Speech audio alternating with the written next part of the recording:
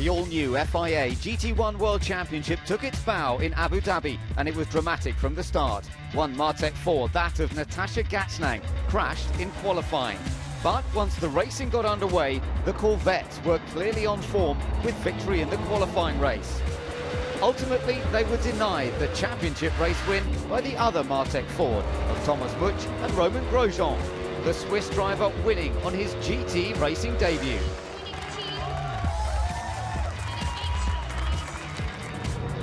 The fun and games continued at Silverstone for round 2. The teams went from the sand of the desert to the gravel traps at Silverstone.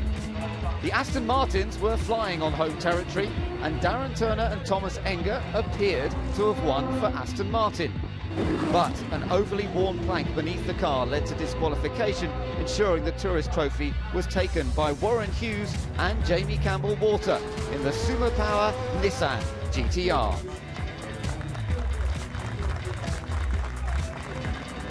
There were more fireworks in Brno in the Czech Republic, and for some drivers it was all becoming a little too fiery. The number 1 Maserati had to fight back from a penalty for jumping the start. Meanwhile up front, the Martech Ford GT took a second victory thanks to superb teamwork and another brilliant performance by Butch and Grosjean. Thomas Enger was happy to see his Aston Martin home in second at his home track. Now from Brno, we've crossed the continent to the foothills of the Alps and the Paul Ricard circuit in the south of France.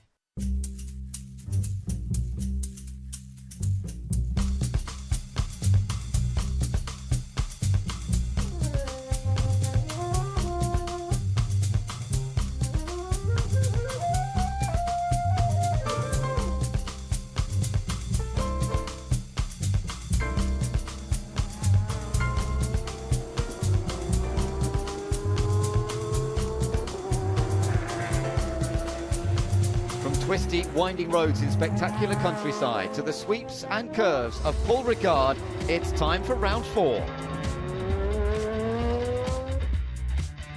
Aston Martin, 1 pole position this year, 1 qualifying race win, and the local French team Hexis are going for home success.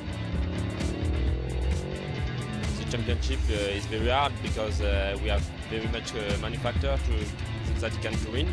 And I hope that today and tomorrow we can do a good race. Corvette, 1 pole position in Abu Dhabi and a qualifying race win, also in Abu Dhabi. But they have struggled to recapture that form. Our plan is actually that we are in a good position because of the balance of performance decisions in the last week. And so this track should be good for us. And we hope to finish on podium again after Abu Dhabi. Ford, 2 championship race wins at Abu Dhabi and Brno, but they have struggled to qualify well. Perhaps new driver Olivier Panis can help. For me, it's a new experience to share the car with the girls. It's good fun, really. I mean, no, we're going well today. For sure, we are struggling a bit today by different problem. Temperature is very high. The way to work the tires is a bit tricky today, but I'm very confident for tomorrow. Lamborghini, 1 podium at Silverstone, but there is work to do for both Reiter and Al Inkel Motorsport as they try to make the magnificent Murcielago as fast as the rest. We had the first free practice and it looks quite well, so the team prepared the car very good, I must say, the car. So I think our plan of action is surely to go into Q3, so to be in the top 10 in qualifying and then try to get onto the podium. Maserati, 1 pole at Brno, 1 qualifying race win at Brno. The reigning FIA GT champions seem to be fast at every different circuit we visit and have high hopes of the title.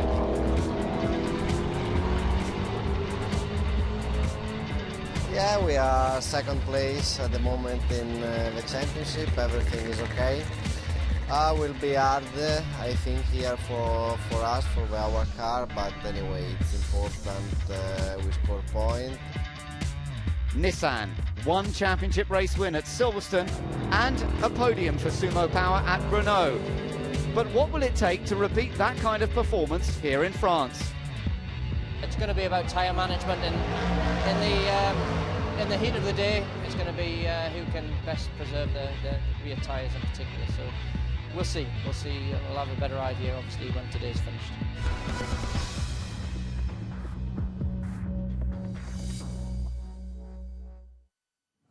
Hello and welcome to the Paul Ricard circuit. We're in the south of France, now east of Marseille in the Var region, and we've got glorious weather conditions. We're ready for the qualifying race in the GT1 World Championship. I'm Ben Edwards. I'm here with Grand Prix driver, Grand Prix winner Johnny Herbert, and of course sports car racer yourself, Johnny. We've got a fantastic race in prospect, the first race of 2 this weekend. This race not scoring many points, but of course what it does do is determine the grid positions for the all-important championship race, and conditions are going to be hot and steamy inside the cars, aren't they? They are. On screen, 53 degrees. That's pretty hot, and I think we're going to see a lot of, well, hopefully tyre management. I think that's going to be the key to this race, and I think that's going to make it interesting because some cars are going to be, I think, quite easy. The Maserati look very good from that point of view, and we'll have to see how the others deal with it. Well, talking of the Maserati, they're on pole position. Andrea Bertolini took pole position, and Haley is with him right now. Andrea, it's a great position to be starting in. It's your second pole of the season. Now, this track is particularly harsh on the tyres, but you seem to have an advantage in that respect.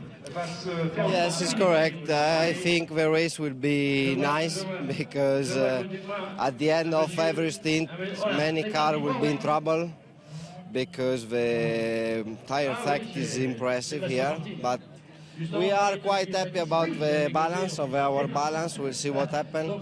But here I have my wife is like my lucky charm, and it's important to score more points compared to Brno, because also in Brno we did pole position, but at the end of the weekend we scored not a lot of points. Anyway, we remain really on focus of our target, and we'll see how many points we score after the championship race. Thank you. So Andrea Bertolini, he is with Michael Bartels, of course, in that pole position car. The Vitaphone Maserati, the MC12, what a magnificent machine it is. It's had so much success in FIA GT in the past. The V12 engine nestling in behind the driver, of course. You can see the vents that allow a little bit of cooling, and this is a car that you'd fancy getting out in, wouldn't you, Johnny? I mean, it's just such a tasty race machine. It is, yeah. I was lucky. I got in the car back in 2004 when they first joined the FIA GT, and it is a wonderful car. Mid-engine obviously is a positive, but and I think it's going to be a positive because the car's got a good balance and it'll be good to drive. Now here's the story too. Lamborghini are on the pace, aren't they, this weekend? They weren't. And now they seem to be. They seem to have got it together. I think they found a good direction, and now they've got a good chance. Again, I think it's like Andrea was saying, it's going to be all about the who can look after the tyres or which car doesn't use it. And there we have the Nissan as well, the same situation. We saw Warren Hughes talking about it, and it is going to be that way in Clyde with those track temperatures. It's going to be very, very important to look after them. Peter Dumbreck in the car. He will be starting. Michael Krum set the time in qualifying, but what a strong driver lineup it is between these two. So let's take a look at how the grid lines up in a little more detail. So, looking down on the grid, it's the Maserati on pole position, the #1 car of Bertolini and Bartels, Cox and Haas in the Lamborghini next door, then the Nissan of Krum and Dumbreck, the Corvette of Hazemans and Marson.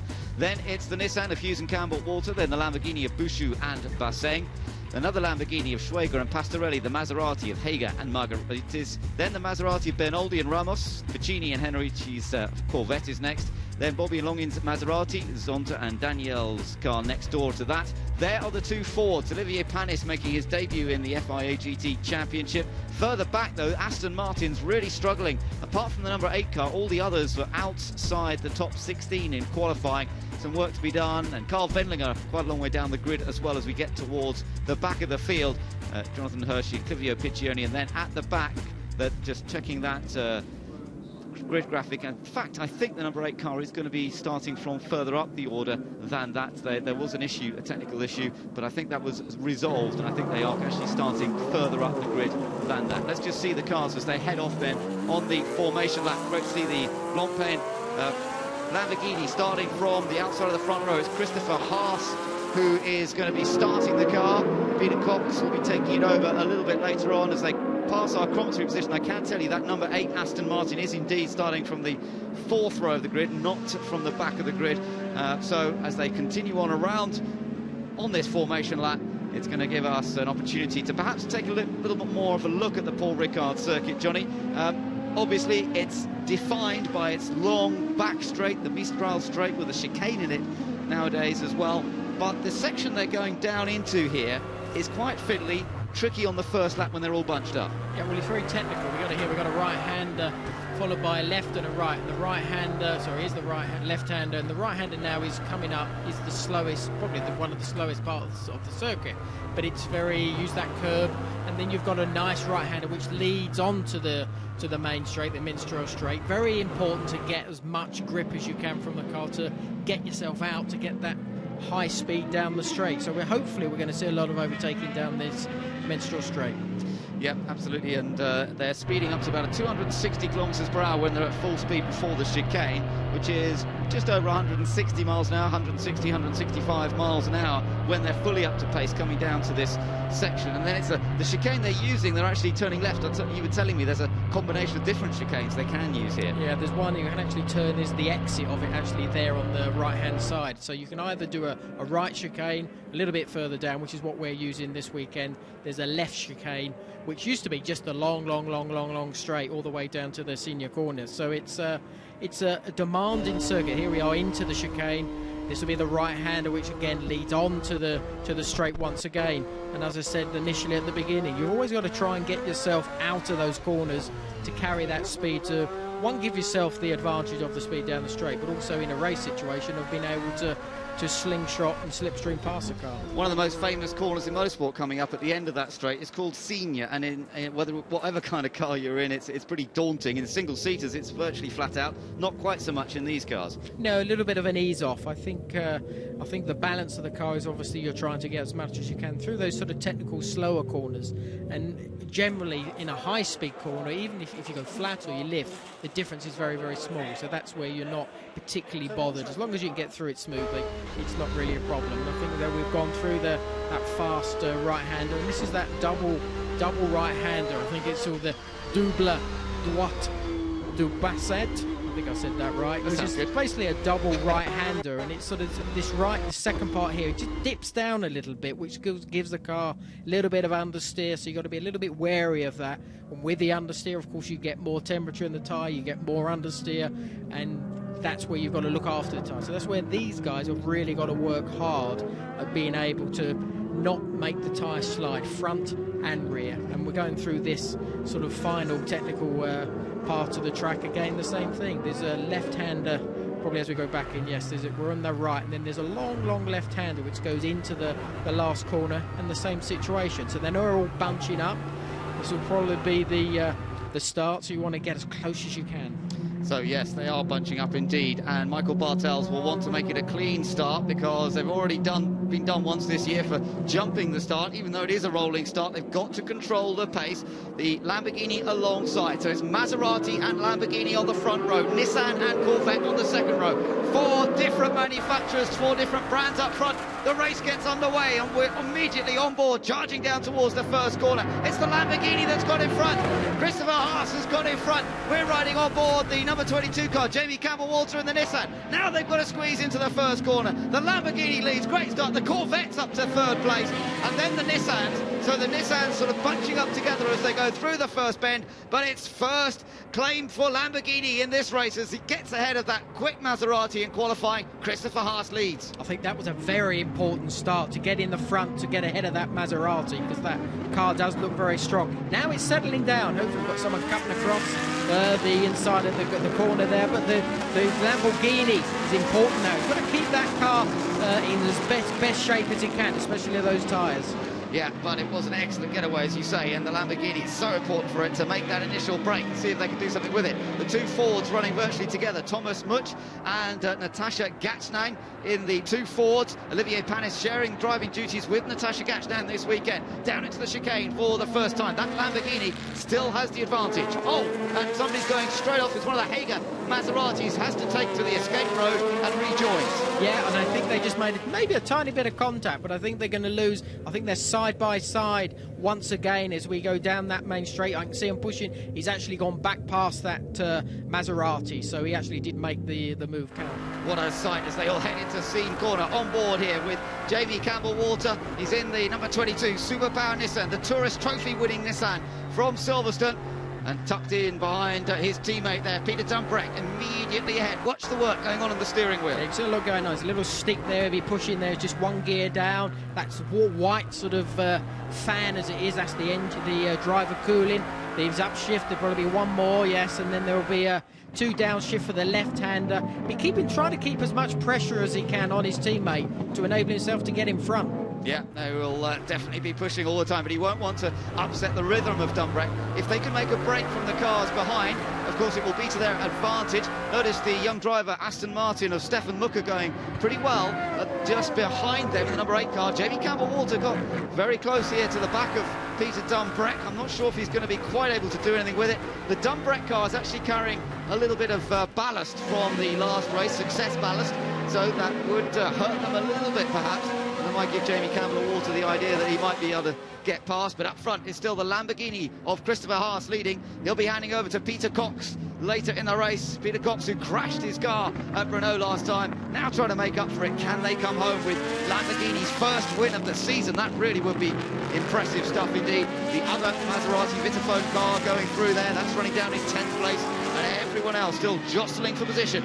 V8s versus V12s and front engine versus mid-engine, but we've got a real contest on our hands. Yeah, we have, and it seems as if there's a little break from those front three. They seem to be sort of just pulling out a little bit from these Nissans. You see that gap that is there, so the Nissans possibly are going to start to hold up the cars that are behind, and behind those two Nissans there is the Aston Martin. So this is probably not looking, it's not the best start for Nissan for sure, but I think at the front it's still holding his own. That Lamborghini is doing a sterling job. Yeah, really good stuff this from Christopher Haas. As you say, there's that gap back to the Nissans, and then everybody sort of... long train. Yeah, long train, bunching up behind them. Peter Dumbreck in the 23 car, holding off the rest for the moment. Still early stages. The clock ticks away in the top of the screen. It's a 1-hour race with one pit stop, where there'll be a driver change and a tyre change to cope with, and a very limited, only a couple of guys allowed to work on the car. So there's a lot to be done by the team as well as by the drivers if you're going to win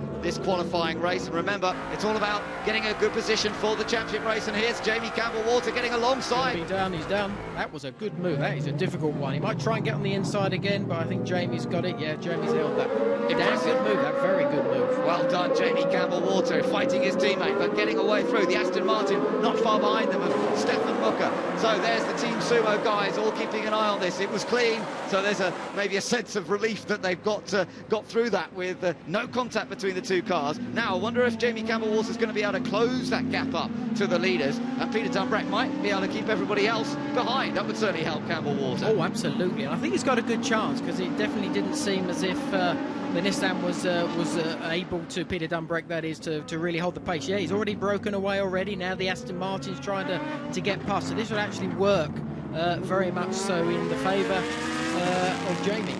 Yeah, so good stuff for him. One of the other Nissans, that's the number 4 car, one of the Swiss power cars. Max Nielsen at the wheel of that one, being chased by one of the four GTs. Of course, there's the Darren Turner Thomas Edgar car. Thomas down in 20th place starting that car. Qualifying did not go particularly well. They are carrying success ballast as well. And look at this battle up front. Lamborghini versus Maserati. Nothing to choose. Always gone a bit deep into the chicane, Christopher Haas.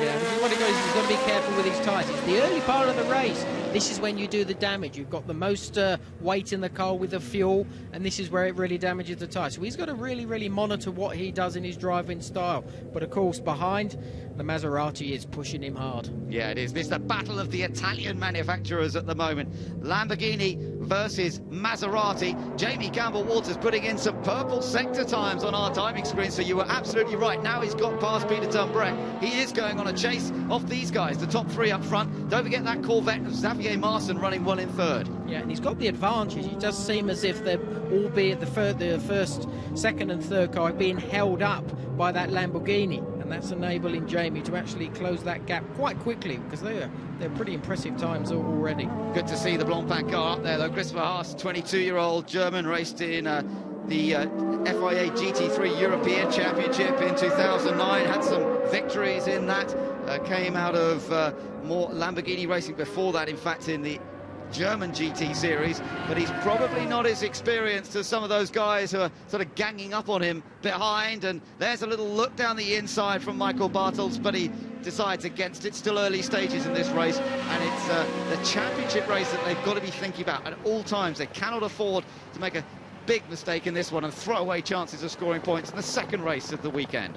Yeah, and Jamie's about half a second quicker than the rest of the field, so at the moment he's doing a good job, because I think he needs to be able to just get on the back of that first three cars, but also he doesn't want to sort of overdrive his tyres at the same time. So it's quite a tricky sort of situation that he's in at the moment. Mid-engine V12 in the Lamborghini, much the same in the Maserati than the front-engine V8-powered Corvette, hanging on gamely in third place. And then the Nissan GTR, here comes that Maserati on a challenge for the lead. He has a little look, then has another look. Is he going to go for it into the chicane? Decides against it. Christopher Haas is doing a pretty big defensive job, but that's fair news. He's leading this race. Absolutely, absolutely. But it's slowing them down. This is the problem for the Maserati. He's got to be able to get past very, very soon.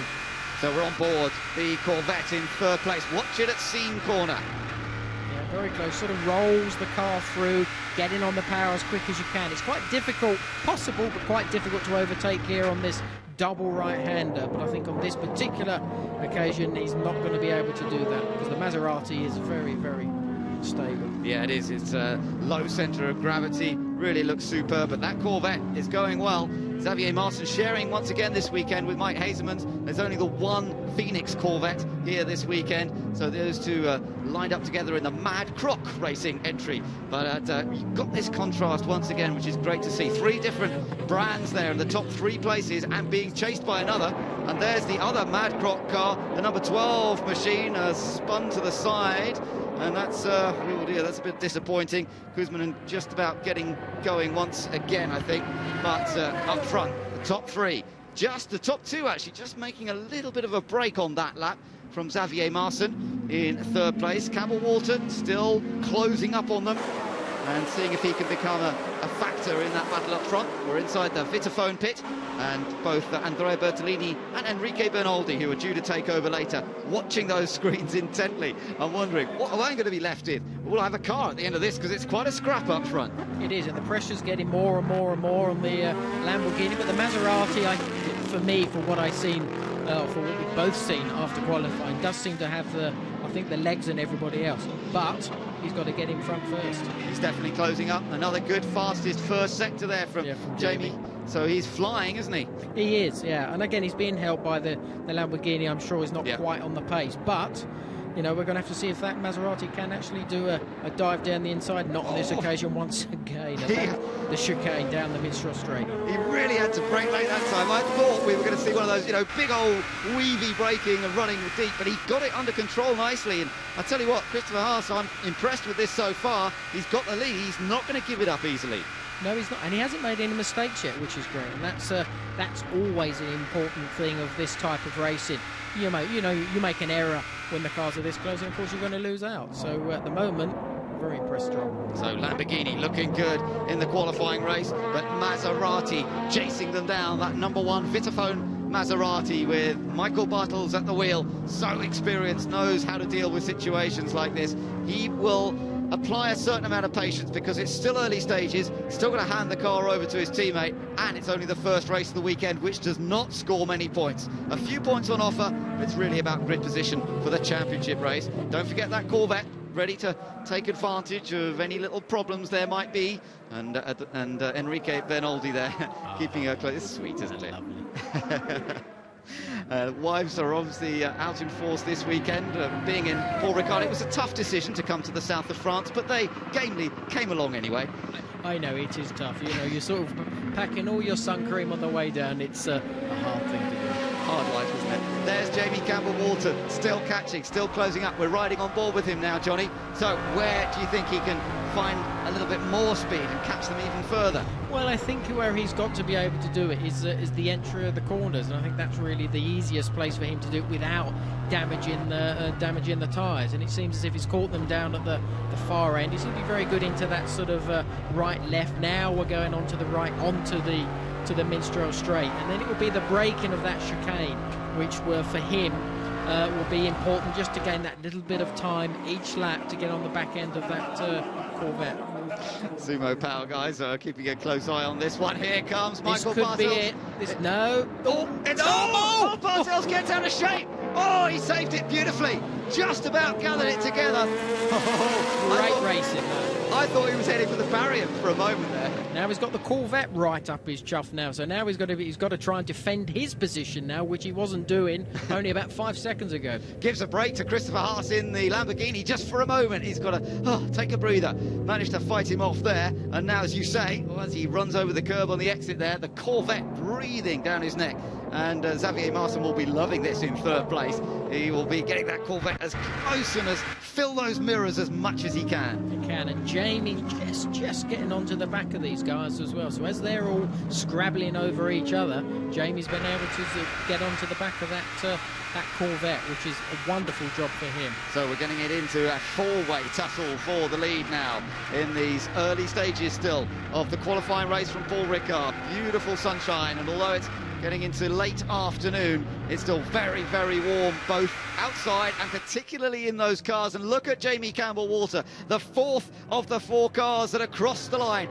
Lamborghini, Maserati, Corvette, and now Nissan is a part of the game. And that car towers over the other cars, but it is so rapid and it sounds wonderful. The V8 power in there really working for them. Oh, it is, yeah. And sometimes, I think when they get so close, I think that they can actually see the car in front. They see straight over the top of it, it's so high. But it does seem to have the performance. Well, absolutely, it's been flying, isn't he? And he's pulled away well from the cars behind, so no danger there. There's been a change for 5th. Let's just keep an eye on this battle up front, though, because it's getting ever closer. I think that Lamborghini's starting to struggle a little bit with his tyres and everybody else, and that's why they're bunching up, I think, at the back of him. He's hanging on, but I think he's gonna lose it soon. I think the pressure's gonna get to him.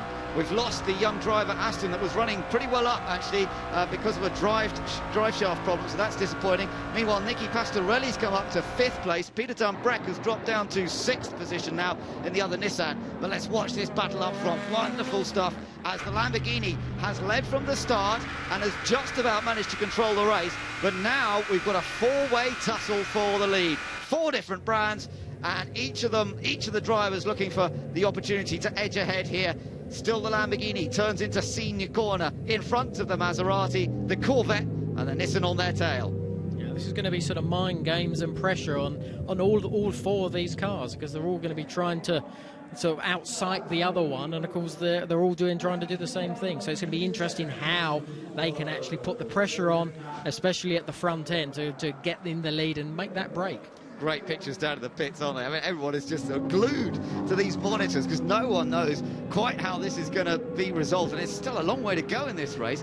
Just over 45 minutes still to go. We've got the pit stop to deal with, and you just feel that something is building here, and it could all change in an instant, and you could get a completely different situation. On board with Jamie Campbell-Walter, and let's just enjoy the ride here for a moment with him as he heads down into that first section.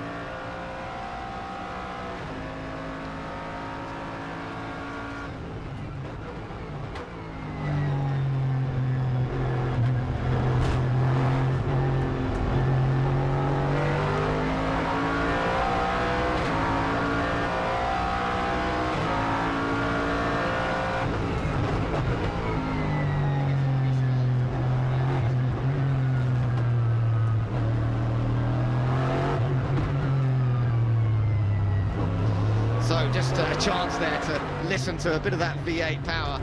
It's absolutely wonderful sound, both on the outside and on the inside, as we are there riding with Jamie. And that's what it sounds like. And you can see him working pretty hard on the steering.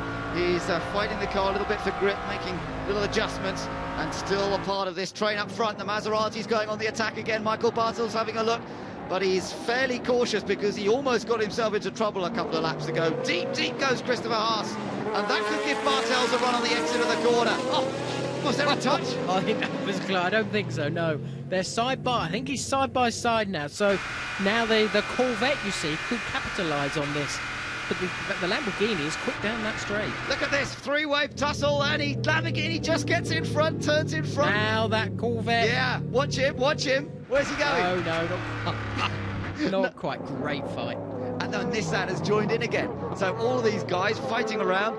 And Jamie Campbell says, keep fighting, guys, because I'm here. I think he just needs to watch for the moment. Yeah, he's got to be careful. He pulled off a move on his teammate down at an unusual place, which was down here, wasn't it? A bit further round, so I wonder if he can do the same. He's going to have a go if he gets half a chance, I'm sure. They seem to be very good on the Nissan, very good on the technical side of it, which in these cars, with these tyres, after a bit of running, a little bit more running, is going to be very important down the line. Yeah, will they keep their tyres as strong? That's the question. The Maserati looks threatening in second, as it has been from the start, and we know, as we've already said, it looks after its tyres very well. Top four cross the line then, and there's still nothing to choose between them. It's still the Lamborghini leading into the first corner, the Maserati in second place. It's Christopher Haas who just about has control of this race, but by the narrowest of margins in that brighter Lamborghini Murcielago, and he's using every one of those horsepower, that V12 6.5 litre engine, to just about keep that Maserati behind for now.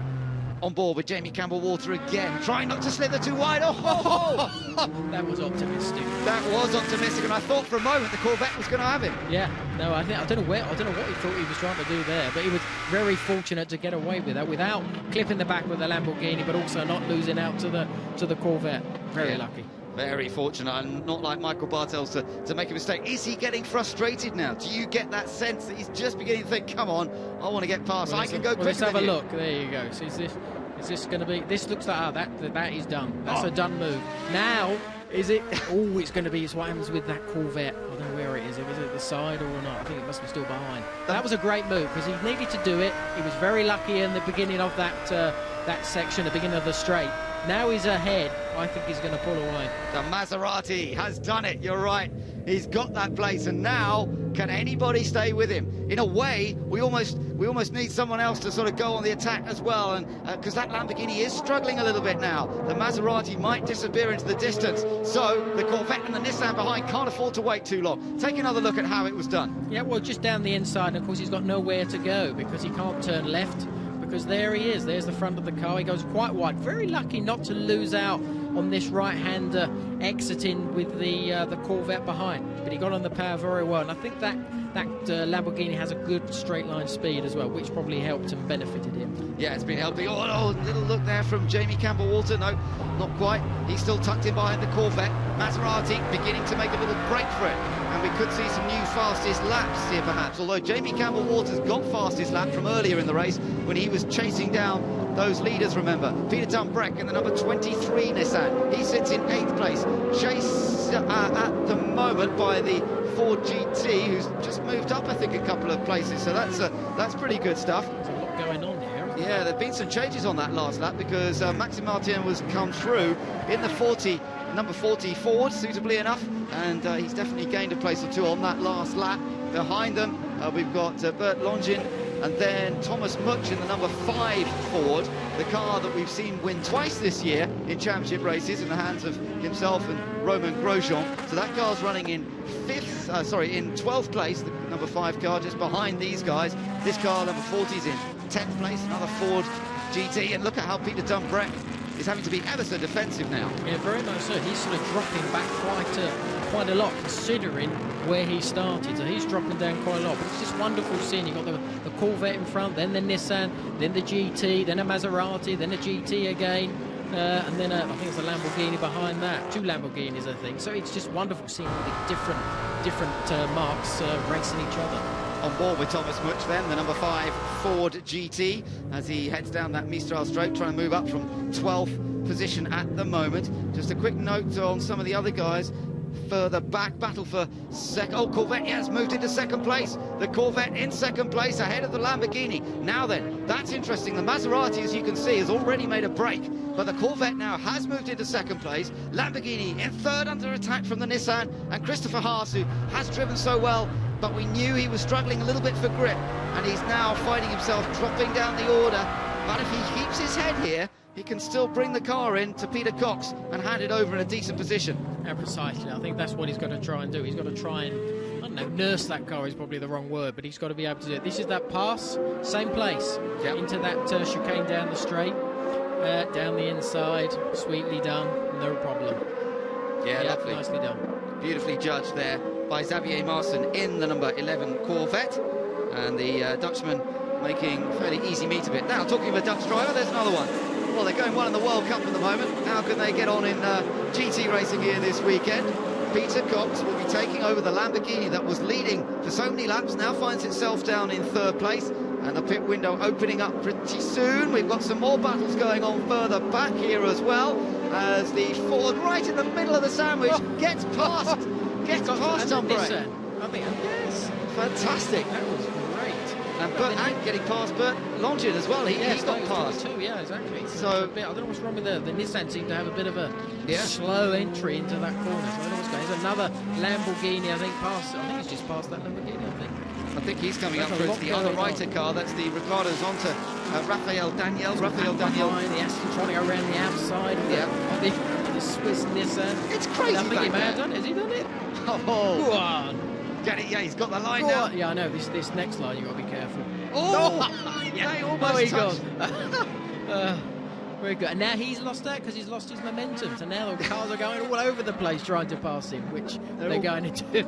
Ganging up on him as they come down the straight, down to the chicane. Lamborghini versus Nissan still going on for third place, remember, as the top two have definitely broken away now. Race leader has a 3-second advantage in the Maserati, back to the Corvette that's now in second. This is the race for third place, and they've got a little bit of a gap to Nicky Pastorelli, who's running in fifth, so at least helps Jamie Caber-Walter in the number 22 Nissan, because he doesn't have to... I think he's run wide, yes, the Lamborghini. This is normally where Jamie's very quick. Now the Lamborghini, he might do... Trying to see if he doesn't move. Maybe I'm a bit optimistic, yes. He needs to do it quite quickly now, Jamie, because obviously the other two guys are getting in front, and he's looking down the inside there, he's getting all frustrated now. But the Lamborghini's struggling, you can see he's missing his apexes and everything. So he needs to do this soon, because when he hands it over, he doesn't want to give it to his teammate with that car still in front.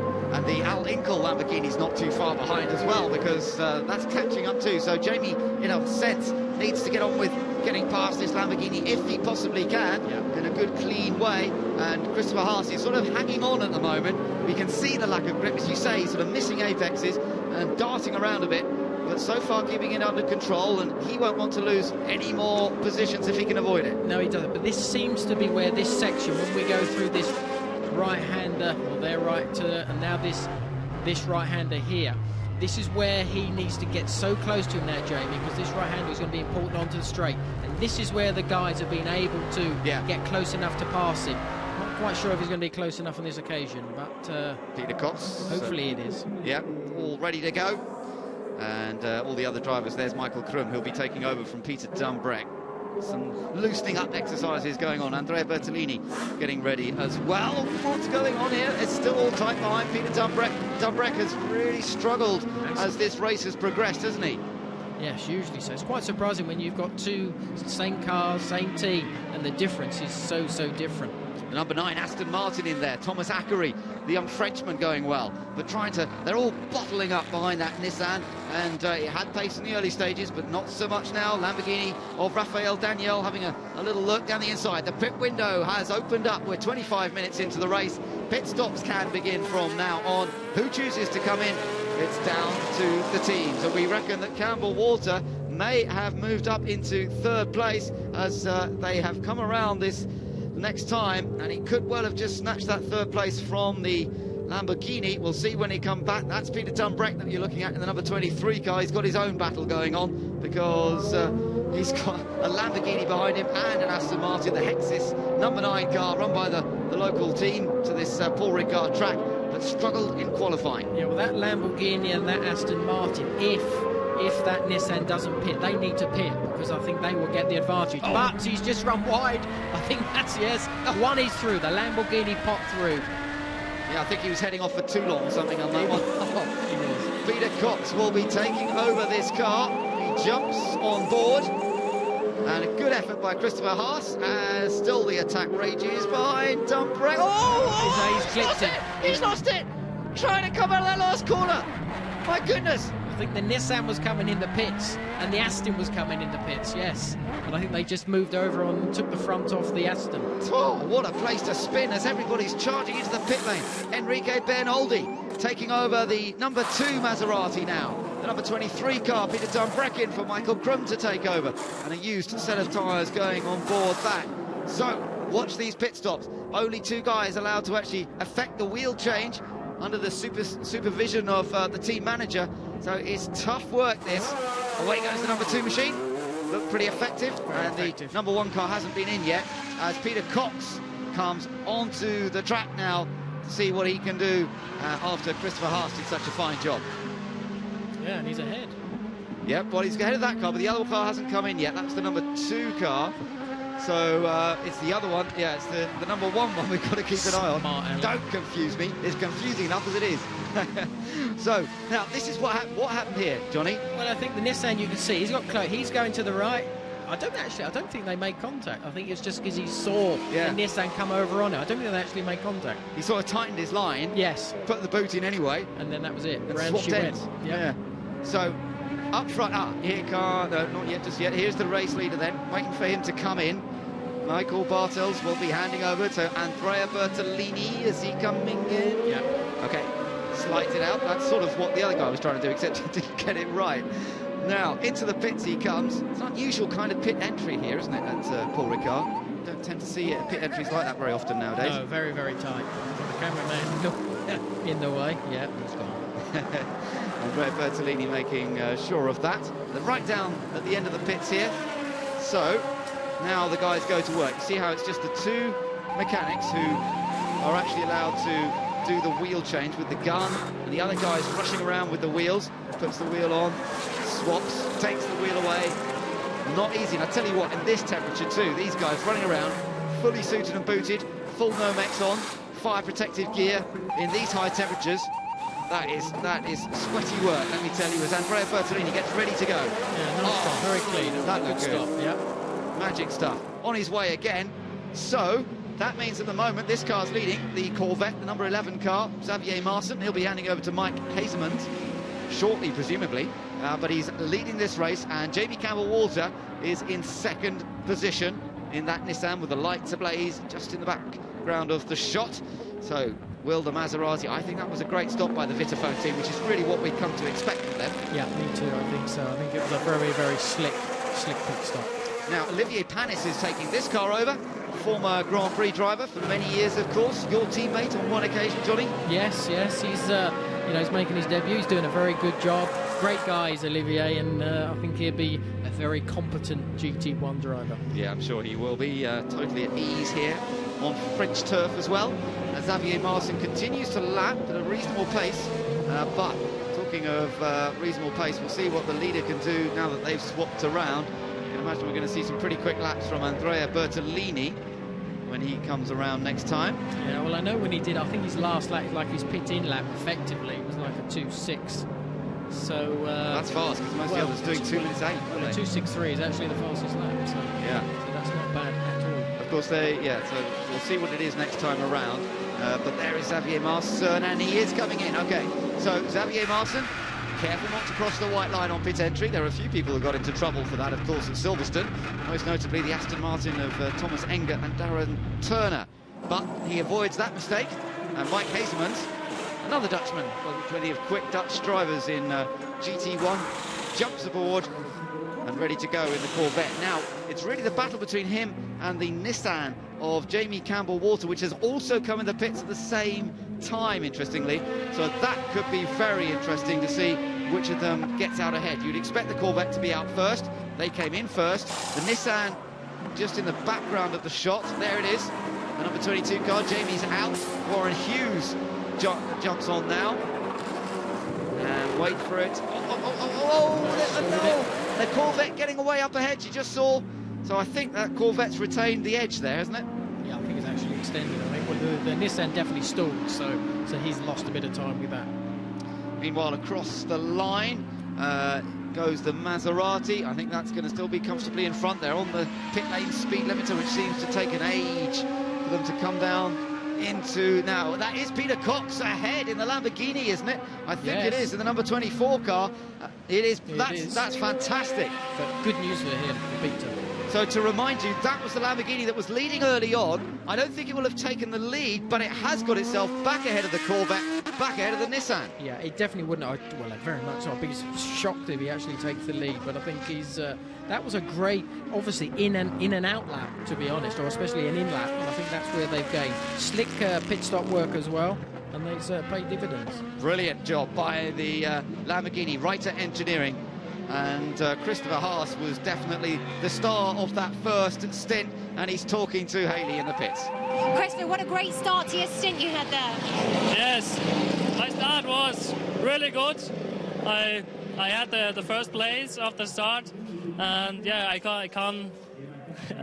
could for a few laps stay on the first position, but our tires on the rear was after a few laps, I think after 5 or 6 laps, it was unbelievable. I had no traction and I had so much problem with the rear. I can't go the pace from the Maserati and the Corvette and the Nissan, so yeah, it was a problem, but I think the Lamborghini was a great start. Thank you. Well, yeah, he was a star of the show in the first part, and now it's Peter Cox who'll be seeing what he can do. Meanwhile, we're looking at the number 37 car there, Christophe Bouchou, in the Al Inkel Lamborghini, chased by the other Reiter Lamborghini, the number 25 car, as they head down towards.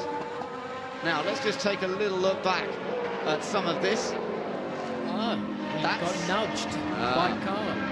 Carl nudged the back of the Aston Martin. That's why he went into a spin. And I think that car has pulled over since. He got a flat right front tyre, and there's a notice on our timing screens that I think he ended up pulling over after that. That's why. So that's a great shame, but as you say, it does explain it a little bit more, doesn't it? Just a bit. So this car is still going to be our race leader when he comes past the line next time, because everybody, I think, has now made their pit stop, and as he does cross the line the next time around, then the timing screens will update, and Michael Bartel's doing a good job in that first stint. Good first sector, by the way, for Thomas Enger, who's out in the number 7 Aston Martin. But as that Maserati continues around on the lap, it looks as though they should have a pretty comfortable lead now. Coming over in second place, the battles between the Lamborghini and the Nissan as well. So Andrea Bertolini in good shape, should be fairly comfortable for him here as he continues round. He just gears off, mate. And look, he's got look. You can look back now and really see what the gap is. Yeah, there's Peter, and now it's down to Peter if he can just get a grip of this now and try and push as hard as he can. So now Peter, yeah, he's going to push as hard as he can without damaging the tyres with a bit of luck, and he might be able to maybe close the gap. I don't think so, but give it a go, Peter. It's worth it, isn't it? It's worth a go, but you know what? This could still be the best result for Lamborghini so far this year, so you won't want to jeopardise that. And let's not forget, this is the qualifying race. This is the race that sets them on the grid for the championship race, so it would be daft to do something silly in trying to chase everybody. There's the number 23 Nissan just flying through the shot. Now being, yeah, now that's interesting. I think he's just gone past Thomas Enger on that lap, because the last time they came past us, Enger was ahead, and now it's the other way around. So maybe there was a little mistake somewhere along the line. Right behind them is this car, the number 9 car, Fred Markovici in the car now, and he's a part of this group, but they're not as far up as you might have imagined after the performance we've seen from them in the earlier part of the season. They're all fighting for sort of 12th, 13th places at the moment. Yeah, they are, and Thomas must have made a mistake. I might be surprised if he would have been passed by that Nissan. Maybe he was, maybe he's struggling there a lot. But you did say, Ben, he did do a very quick split quite early on, I think, from going out the pit. So obviously the pace must have been there. I'd be surprised if the tyres went off. Yeah, no, that was a slightly strange one. He's in 11th place. Krum is just ahead in 10th place. Your riding board, Makovici here, who's in 12th position. And yeah, Enger, yeah, his last lap was a 2:09 versus a 2:07 from Michael Krum. Yeah, so I guess there must have been something that allowed Michael to get past. So that was on board with Brett Makovicky, who's pretty busy this weekend, doing some GT3 as well. But up front, the race leader is the Maserati of Michael Bartels and Andrea Bertolini. They have an 11-second advantage now. Let's go down and hear from Michael, who's talking to Haley. Dave, come in. I have Michael Bartels. So, Haley talking now to Michael Bartels. That was a fantastic battle between yourself and Christopher there. Well, I think this is how it should be GT sport. It was quite fair. He used all his potential in the right way. But then after 4 or 5 laps, I decided to step a little back. He was quite nervous, but then I was waiting when his tires were a little bit more off and I could pass him. But it was nice. Young guy, not so experienced, going against me, 20 years of racing or more, so it was really nice. The Lambo have a big potential, and but I think it was nice and good to watch. Thank you, Michael. Well, he enjoyed that, didn't he? It was good to watch. Yeah, it was fun for us. But there is Christopher Haas, who has got a nice sort of little recommendation, if you like, there from one of the most experienced, most successful GT racers of recent years. Oh, that's not bad, is it? You know. No, not at all, and I think he was struggling very early, and he took the pressure, yep. And he didn't make any mistakes. No, I didn't. I was really impressed. It's very, very You never saw the car sort of squirming around, really out of shape? Or... No, not at all. I think he made one little error when I think it was a Nissan got by, but that was about all he did. But now, of course, for the Vitaphone car, it's pretty plain sailing for the moment, because they've got this 11-second lead. Looking there at Romain Grosjean, he's got up to 8th place, so he's managed to... They had another good pit stop. And he's catching, and I'll tell you what, this guy is a good overtaker. We've seen it already. He's chasing the number 33 car of Alfred Hager as they head around the lap. And Romain Grosjean, do not to discount him, because he was pulling off some wonderful manoeuvres in Brno. He also did the same in Abu Dhabi. I'm sure he will do it here as well. He gets half a chance. And I can notice he's got a bit of loose bodywork. The right hand is flapping about on the right of his windscreen. Hopefully that won't cause any problems to him. Shouldn't do, but again, he's just such a pusher, and you know, his fitness levels are so high because he still has the desire to get back into Formula One. Who knows? It's going to be hard for him in some regard because he's doing this type of racing, which is not really the route you would want to take to get back into Formula One. But if he keeps getting the results, he might have a chance. You know, yeah, it can be done, can't it? And some drivers have managed to do that over the years, come back out. There's Thomas Mutch's teammate watching to see how Romain Grosjean's going on. Well, actually, he wasn't watching then. He was busy having a chat with one of his colleagues at the Martech team. But Romain Grosjean is definitely bearing down on Alfred Hager. You know, he went and did a single-seater race last weekend in the Auto GP series. First race he'd ever done, and he went out and won it. I mean, the guy is a talent, isn't he? It's not so bad, is it? So it's pretty good. No. So, you know, Romain Grosjean had that little bit of F1 experience with Renault.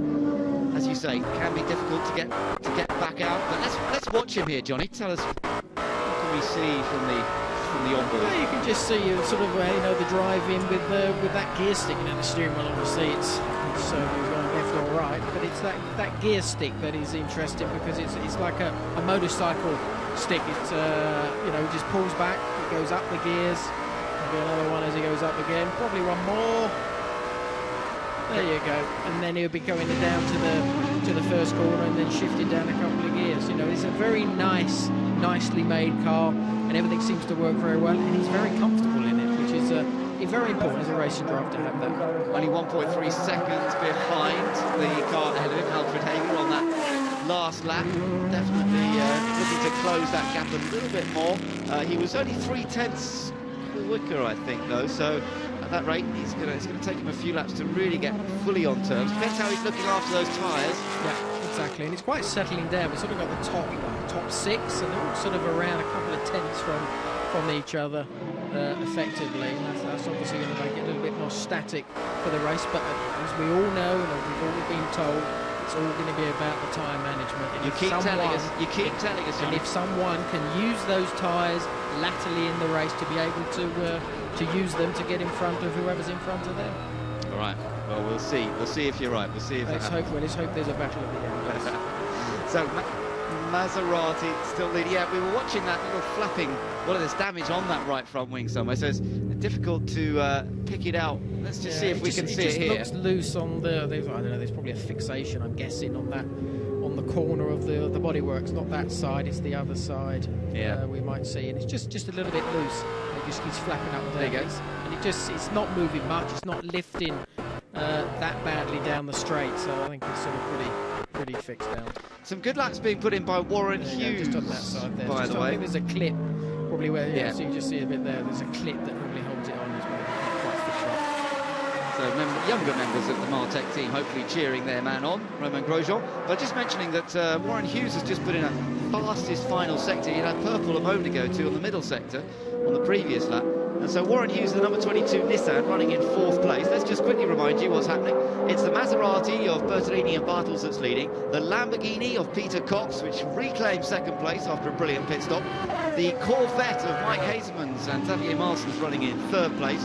The Warren Hughes, Jamie Campbell-Walter Nissan is running in 4th position. In 5th place is the Enrique Bernoldi Maserati. So there's 2 Vitaphone cars are now in the top 4, top 5 I should say, and then Andrea Piccini is in 6th place in his number 13 Corvette, he's sharing with Mark Henrici, and then you've got 7th and 8th, these guys that we're watching right now, Alfred Hager, and Hager, what happened there? Did he run a little bit off? He just made a mistake on the entry and he just ran a little bit wide. Not a big deal. No, not a big deal at all. So this is the battle, as I say, for 7th place. But again, it was 1.3 seconds that last lap, so Hager actually was able to hold it pretty much steady. And then just inside the top 10, Dominic Schwager in the number 38 car, and Michael Krum in that other Nissan, which sort of dropped back in the earlier stages of the race. That's sitting in 10th place. Darren Turner in his Aston Martin's currently in 11th place. We've got Frederick Makovici in 12th position, Seiji Ara is in 13th. We're watching the race leader in a very lonely up front at the moment. Here's that battle further back between Michael Krum and some of the others. He's actually ahead now, interestingly, of Dominic Schwager in the number 38 Lamborghini. So last time around it was vice versa. So perhaps Michael Krum has just been able to show that Nissan's coming alive again in the latter stages of the race. Yeah, it seems to be, and the same with Warren Hughes. You know, he's lapping about 8/10 faster than Mike Hauserman's at the moment. He's only 4.5 seconds behind. So if he keeps going at that rate, there'll be 4 or so laps and he'll be there. So it looks another fight. It looks like the Nissan's holding onto the tyres quite well. There's Darren Turner in the number 7 Aston Martin. Now he's got tucked in behind Dominic Schwager. The Lamborghinis are the ones that perhaps seem to, their performance seems to deteriorate a little bit as the stint continues. The Nissans, if anything, certainly the Sumo power cars, seem to be maintaining a very consistent pace. That's impressive in a big tall car like the Nissan. Yeah. Well, we saw the 22 okay, but we did see the 23 suffer in the first stint.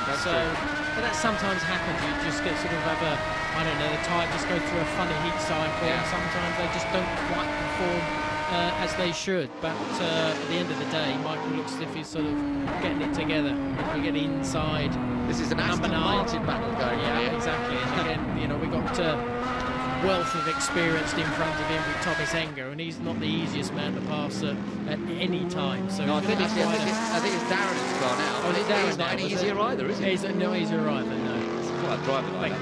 That's right. It is an impressive driver pairing. Yeah, there we go. We're on board with him now. Oh, just see how sideways that Lamborghini got then. Yeah, well, I think they punish the tyres. It seems. Is that what it's called? It does seem to be that way inclined, yes. And again, there you go. It's the same problem. Such a great he's going to get. Yeah, he's going to pass him, I would imagine, down the straight into the chicane, which seemed to be what we saw earlier on with Peter Cox. The other Aston. And he's going very tight. A little bodywork flapping, and Darren Turner's got him. He's got him down into the chicane. Done. Makovici will try and follow. Exactly. Now he's going to try and do it on this drive out. Yeah, he's going to try. Yeah, he's used all the road. Lamborghini's quite fast just there, though. Well, it seems to have that sort of speed, sort of in the mid part to the end of the straight. But I think he's not going to quite do it here. No. So he goes through. He's run a bit wide. What's going to happen? He's going to have to sort of just pressurise him for the next couple of corners. Yeah, I wonder if he's going to find a way through. This is a difficult section on which to slip alongside. We've only seen one or two rare manoeuvres in this section of the track. It could be there, the inside. It could be there. That would have been a squeeze. Exactly, but he's seen where Darren has been able to pass, so I know he can work on pressurising that Lamborghini to do a similar mistake and hopefully get past as well. Trouble is, it's a long lap to get back there. It's 3.6 miles, 5.8 kilometres before you get back to that same point. It is, I know that's the only problem, but you've got to be patient sometimes. Yeah, that's our motto for the weekend. Remember, patience means performance. Stick with it. Stick with the program, John. I'm going to stick with you. Okay, down towards turn 1, and he's still, well, he's having a little think, surely not close enough there. Fully committed. Yeah, not quite, but he couldn't really afford to be, could he? No. So it's all about the build-up now. Well, this is it from this point on. Now he's got to pressurise this Lamborghini, which looks right up his backside, and really just be in his mirrors all the way through this section, because this is where the Lamborghini seems to have a bit of an issue. And it's going to be this right-hander they're coming up to now. And this is where he needs to get right at the backside. Yeah, so the same thing, a little bit of movement on the bodywork. Doesn't seem to be a big issue at the moment. Now he's going to get right up the backside, and he's not going to do it, I don't think. He's not quite close enough to be able to do it down the straight. No, the Alenco Lamborghini actually came off the corner better, although he's got to run. Well, I'll tell you what it is, there's the little kink onto that straight, and it seems to be exactly at that point. He has to back out, and once again we see another Aston Martin go past. They're braking for the chicane. So the Lamborghini seems to have a problem through that left kink. Yeah, just getting the power down. It's got so much power, it doesn't know what to do with it. And the Aston just got the power down that little better. And Fred Makavicki is through as a result of that. Bearing down on them in the background is the Seiji Ara, the Japanese driver in another of the Nissans. That's one of the Swiss racing team Nissans. So that's the next car to put Dominic Schweger under pressure. What's happening up front, you may be wondering? Well, there's no change up front because the Maserati is still leading the race by a full 10 seconds. The number 1 car looking to be in total control of this race, with the number 24 Lamborghini of Peter Cox still in second and only 2.5 seconds ahead of the Corvette of Mike Hazelman, so there could be a battle there. Another 2.5 seconds back to Warren Hughes, so things could get tight again up in that battle for second place. There's some wide running going on there. And that's the Nissan. No, in fact, he's still battling with that Aston. He's got him back, or he's trying to get him back. Having got him... Oh, it's a replay. Oh, yeah, it's a replay. Yeah. Two of us not concentrating there. Too busy looking at other battles going on.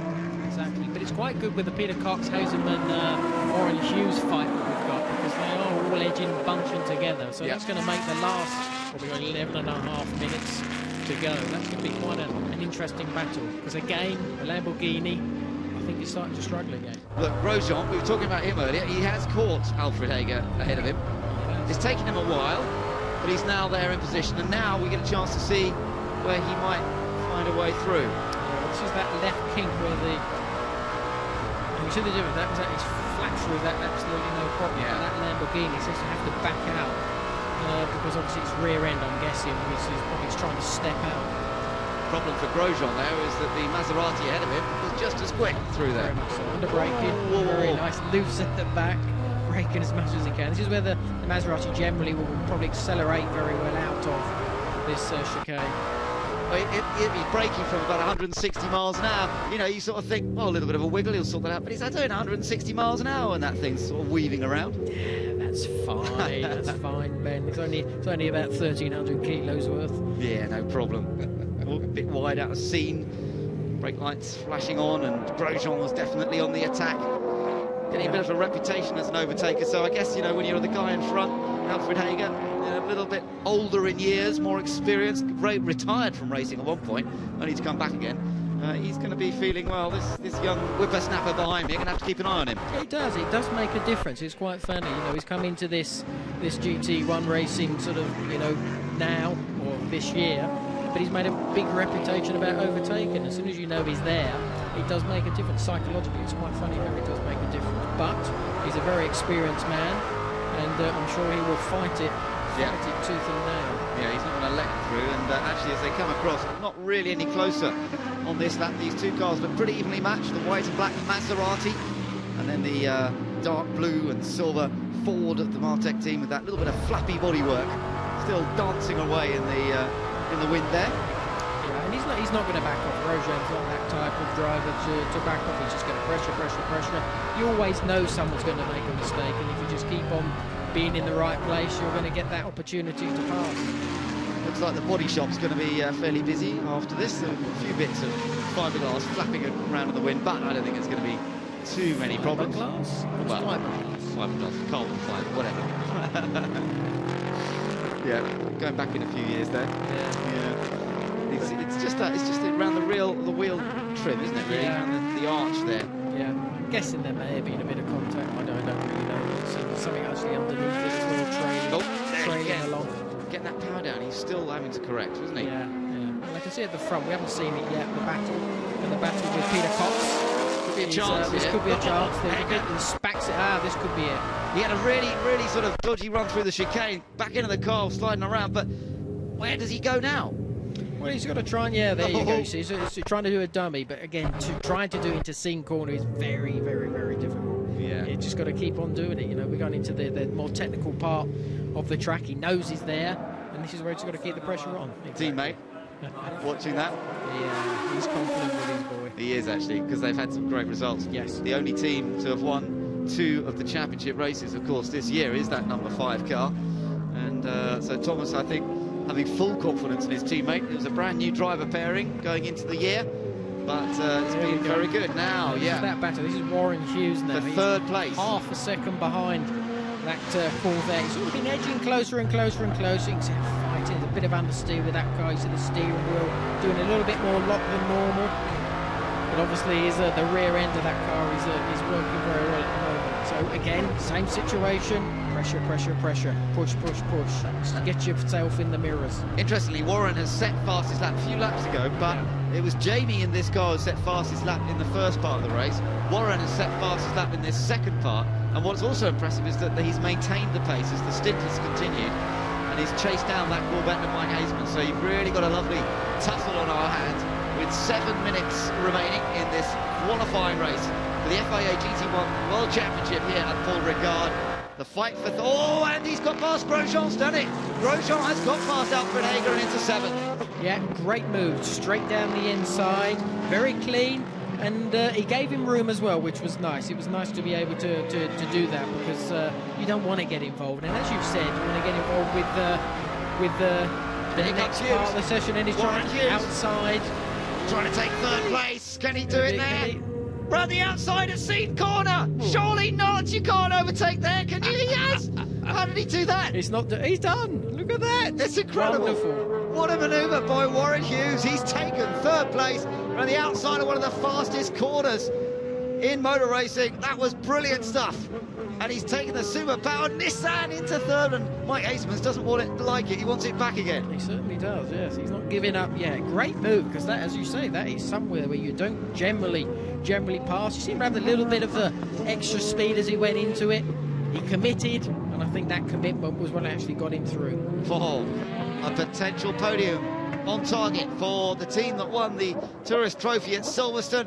And that was, well, he deserved it there with that kind of manoeuvre. Mike Haseman has tucked in behind him once again, but Warren Hughes has got the Nissan into third position.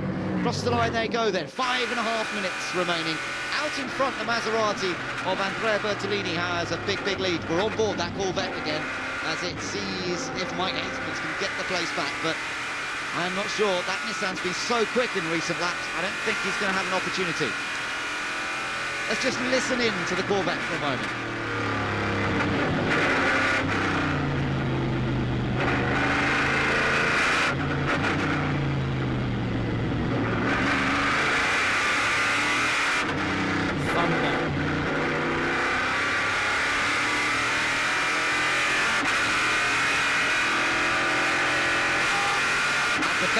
There, didn't he? He does, yeah. And we did say Grosjean earlier on was one of the cars that didn't. So that duty call seems to be quite good packaged at the moment.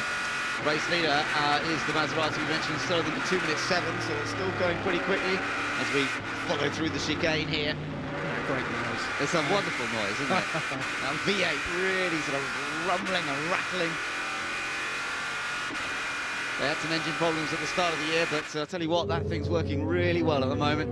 And interesting looking at top speeds, the highest top speed by the Nissan at 254.7 kilometers per hour back on lap 23. So Nissan's obviously good straight line speed, but it's not just about straight line speed. No, it's not, but I think as we saw when he passed that Corvette, you could see it was that straight line speed that did carry him through. It's not all about that, absolutely not. You've got to get all these slower corners as well, that time management at the same time. That's all down to the balance of the car. And they seem to have got quite a good balance, because the consistency of that car has been very good. But let's just take a moment to note the performance here of this Lamborghini, Johnny, because they have struggled a bit this year so far, and suddenly it's great to see that they've got all the Lamborghinis seem to be running well, but particularly the Ryder car there. We just saw a Peter Cox, very experienced of course. There's Warren Hughes in third place, across the line, but that Lamborghini going so much better. Best result so far of the season, I think, was an 8th place finish in Abu Dhabi, so this is miles better from their point of view. Well, it's funny how it changes, because we went in the garage, didn't we, yesterday, and they were scratching their heads in the morning, and then it all just suddenly clicked together. They found the right direction, and they've had their best, or going to have probably their best result thus far. Yeah, so we've got Maserati, Lamborghini, then Nissan, then Corvette, and then another Maserati. So the manufacturers, the brands are well spread again amongst the front runners in this. Top Aston Martin a little further back down the order in 10th place, I think. That's still Darren Turner. He's the top Aston Martin. Top Ford, as we know, is the Ford GT of Romain Grosjean, who's got up to 7th place recently, thanks to that move he put on Alfred Hager. But he's too far behind Andrea Piccini to make any further progress, I think. And Piccini's had a very quiet race. We haven't really seen him much in the number 13 Phoenix Run Corvette, but a 6th place finish will give him obviously a 3rd row starting position for the championship race tomorrow, and I think they'll be relatively happy with that. Useful opportunity to score points. But for me, that car, number 24 Lamborghini, has been one of the stars, brilliantly driven by Christopher Haas in the early stages to get into the lead, fend off the other guys for quite a few laps. Great pit stop by their crew.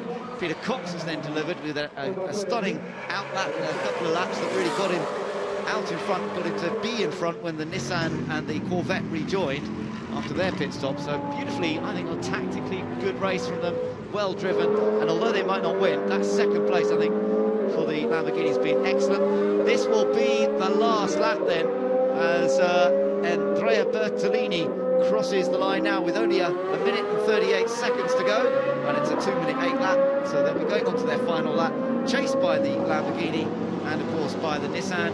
Gap back to the Nissan, well, just under 3 seconds between 2nd and 3rd, so I don't see that changing on this last lap. No, not at the moment. I agree with you, Ben. I think Peter Cox, especially in this then, has done a fantastic job. So for the team, for the drivers, it's going to be a big sort of positive for them for tomorrow, because they were lost yesterday. It's all come together, and a great result for them. Yeah, and the other Lamborghinis haven't shone quite so well. I think the Bouchou down in 16th place, Dominic Schwager's in 15th, but they've shown that they got pace. It's just for some reason they haven't sustained it throughout the race, so a bit of work for them still to be doing. By the way, Olivier Panis still running. He's in 18th place in the other Ford GT. Oliver Gavin is in 19th position. There is just looking at Michael Bartle, sorry, on the pit wall as he gets ready to cheer his man home. And the number 1 car, Andrea Bertolini, just got the sort of final half of a lap to do, and he'll bring it home.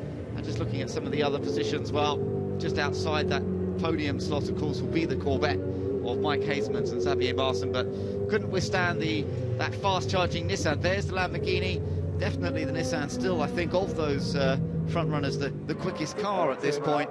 But what matters is your track position when the checkered flag comes out. The clock counts to 0, and Andrea Bertolini's just got to finish off a few more corners here to come through and take a very important victory. It might not score so many points because, of course, in a qualifying race, it's 8 points on offer for the win, as opposed to 25 points on offer for winning the championship race. But what it does, victory here in the qualifying race will give them pole position. It's the number 1 Maserati of Andrea Bertolini and Michael Bartels takes victory here at Paul Ricard. They've earned themselves 8 points and pole position for the championship race. A beautifully judged event, but what a superb second place for the Lamborghini number 24, and a solid third after a great drive by Warren Hughes and Jamie Campbell-Walter in the Nissan GT-R.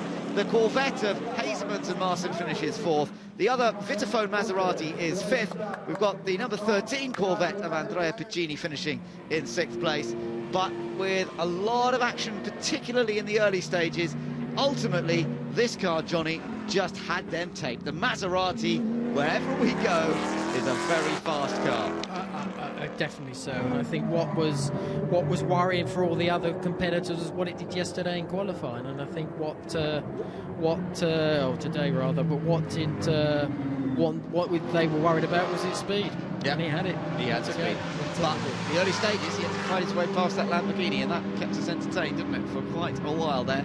Number 3 Nissan just coming through. That was the Carl Vendinger car. So they did get it back out despite that ripped front tyre that they had. And there are the 2 Al Inkle Lamborghinis finishing 15th and 16th. Showed good pace at certain times in the race, but it dropped away towards the end. And it's the Blancpain car that has come through in 2nd place. Peter Cox making up for the crash that he had at Brno, which put them out of the event. And he's come back and I think really made up for that here today. Yeah, no, definitely so. And I think the Lamborghinis overall, they seem to have a little bit more of a, I would say, a tyre issue. I think Peter managed it very, very well, especially in that session. We saw it struggled a bit in the first one, but I think this Maserati here, as you said, Ben, it seems to work everywhere. Better in some places than others, but I think it's going to be very suited here. Yeah, it's going to be a tough car to beat when it comes to the championship race, because they will be starting from pole. It's where they started this race from. Didn't get the lead in the first corner, but after that. So in fact, what we will end up, interestingly, is with the same front row in terms of the cars for the championship race that we had for this one, because the Lamborghini was up there on the front row, of course, for this one. And 3rd place, that'll be pretty much the same as well, won't it? Oh no, it's a different Nissan. Sorry, it's a Nissan up there, but it's a different one. We had the Michael Krum, Peter Tom-Breck starting, Nissan starting 3rd, and it'll be the Warren Hughes, Jamie Campbell-Walter car this time. And in fact, looking at that other Nissan, they were sort of one of the big losers of the race, because Michael Krum finished in 9th place. Yeah, they sort of really struggled. It was quite funny, and that was in the first part of the race. The 22 seemed to have the big advantage over the 23 that just seemed to drop. Michael seemed to be able to hold that 9th, but that's 9th. That's a long way down. It's a difficult race tomorrow. Definitely got some work to do from back there. They are carrying a bit more weight with some success ballast, so that might have just been the tiny difference. The 2 Vitaphone cars going around together. The other car there of Enrique Benoldi, the number 2 car, that finished in 5th place, so good solid result for them as well. And the whole team will be, I think, very, very happy with the product of today's endeavours here at Paul Ricard in the south of France in absolutely glorious weather conditions. An FIA Championship back here for the first time in a long time. 1990 was the last Formula 1 Grand Prix, and well, after that, of course, the French Grand Prix moving off to Manicourt in particular. But good to see the FIA back here with the GT1 World Championship this weekend, and the cars just making their way back into pit lane, and hopefully we'll get a chance to catch up with some of these guys after their fairly hot work, I would say, inside these machines. Not a lot of airflow through there, and I think they'll be fairly keen to clamber out and get those crash helmets off. I think so. You know, the temperature probably rises to about, what, 55, maybe 60 degrees inside, so it's so hot. Yeah, they've had a little mini sauna in there while this race has been going on. And there's the number 1 car then coming into its position, the victory spot at the end of the pit lane there, and the Lamborghini also coming in there from 2nd position. The Nissan's already there of Warren Hughes, the number 22 car, and Sumo Pao, I think, will be absolutely delighted with that. Some senior people from Nismo, the sporting arm of Nissan, here this weekend, and I think they'll be well pleased to have seen a podium finish once again. And it's all about consistency at the different tracks. Some tracks certainly will favour one car above another, but this Maserati always fast, always a threat. Andrea Bertolini very satisfied with the work he's done. Yeah, I think rightly so. I think you know, they've achieved the ultimate goal, winning the race. I know they had a very good qualifying. Sometimes always very difficult to put it into race situations, but they did that quite easily. Lost the lead, yes, the beginning, got it back, One easy. Yep, no problem at all. So the guys making their way over for a quick interview before they head off up to the podium. There's Christopher Haas congratulating and being congratulated by Peter Cox. It was a real team effort, I say, and by the crew, because they obviously turned that car around very, very quickly. Warren Hughes there is also well chuffed with what he's achieved, and Jamie Campbell-Walter down there with him. There's Jamie, and he's got a big, big smile on his face, because again, that was a solid team effort from the two lads. No, definitely so. I think they really got to grips with the car. They used the tyres absolutely perfect for them, and they got a great result for it, and they deserve it. Okay, so let's get some reaction now. Andrea Bertolini is talking to Haley. Congratulations, Andrea. How was the race for you? It was good. Michael, he did a really good stint. The first part was not easy because the Lamborghini was in front, and you know the performance in the straight is quite strong of the Lamborghini. But like we said before, the tire degradation will be really important, and Michael, he did a really good overtaking, and it's like it's a double event in our garage, because it's a Germany in a football game and our race. We do Ola when the Germany did the second goal, and also when Michael overtake us. So now it's important we do a good race also tomorrow, because our story in this championship is extremely positive in Saturday race, but not enough in the championship race. So anyway, we'll see what happens tomorrow. It's important we score point. But at the moment, thank you, Michael, because otherwise, if he stay behind of Lamborghini, we'll be in trouble for me for the second stint. Michael, and you certainly had a great stint there. You look like you really enjoyed it. Yeah, back again to the lucky Saturday, but I prefer to have the lucky Sunday tomorrow. No, but I think it's important to score this point. It was a crazy start situation again. Red, green. So I lost the start because of this confusion. But after I tried to stay patient, to wait for my chance, because the Lamborghini was in the first 5 laps also competitive.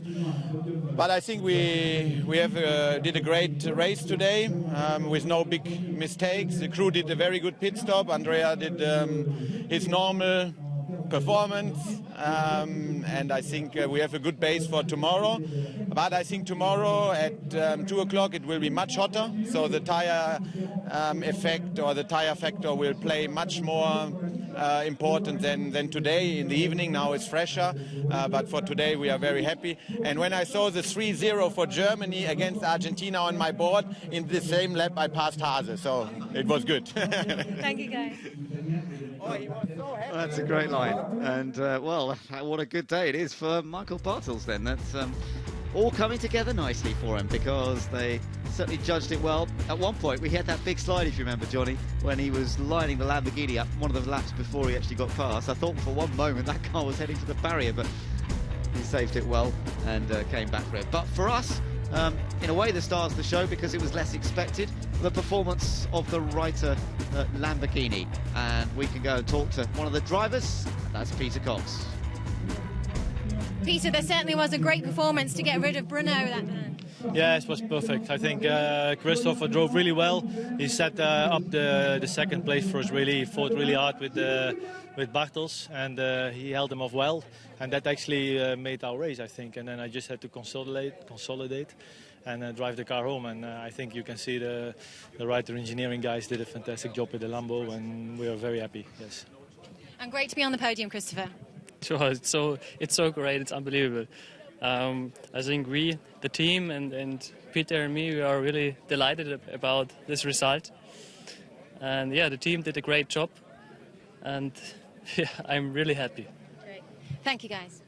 Yeah, well, rightly so. They should be happy, because that was a sterling performance from those two in the Lamborghini, and it's great to see the Lamborghini really finding some form here at Paul Ricard this weekend and showing that it is going to be a major threat of the 6 brands that are involved in FIA GT1 World Championship.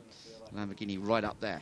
So Warren Hughes and Jamie Campbell-Walter, of course, finished in 3rd place. So let's go back downstairs and get some more reaction. Congratulations, Jamie. This Nissan certainly has had consistent times this weekend. Yeah, I mean, maybe our one lap pace isn't the best, but we've worked really hard since the last race with our testing and here this weekend so far to make sure that the rear tyres on the car stay consistent throughout the race, and it's paid dividends today. So we're really pleased, and you know, third place is a good few points and a good starting position for tomorrow. And Warren, we didn't know whether you're going to be able to take the Corvette, but you certainly did, and here you are on the podium. Yeah. I actually switched the master switch off in the pit stop, so I made a mistake and lost some time in the driver change. So I'll make sure that doesn't happen again. So just give us more work to do, really. I think second would have certainly been on the cards, but I'm very happy with third. The team have worked fantastically this weekend. We've stayed calm when it was easy to chase lap times, and the cars got really good race pace. So I'm very optimistic for tomorrow. Thank you, guys. Yeah, and fairly understated, because that was a lovely move that he put on the Corvette. That round the outside move at Scene, as you say, it was you know, having speed in the straight line was important, but nonetheless it was impressive. So the results of that qualifying race: the Maserati on top by 5.5 seconds in the end from the Lamborghini and the Nissan. Behind those guys, the Corvette finished a fighting fourth. Solid race from Mike Hasemans and Xavier Marson. Then the other Maserati, the Corvette, the Phoenix car of Andrea Piccini, then the Martech Ford of Grosjean, again gaining places against Alfred Hager. Then we saw Michael Krum, Peter Zumbrek and Darren Turner and Thomas Enger getting top 10, and that's actually what Thomas said to me was their aim going into this race. Makaviki's Aston in 11th place, and then the Nissan in 12th place of Seiji Ara and Max Nilsson. Further down the order, the other Reiter Lamborghini, 13th place, then Maserati in 14th place, the other Triple H car of Bobby and Longin, then Schwager and Pastorelli's Lamborghini, and then the Al Inkel car as well.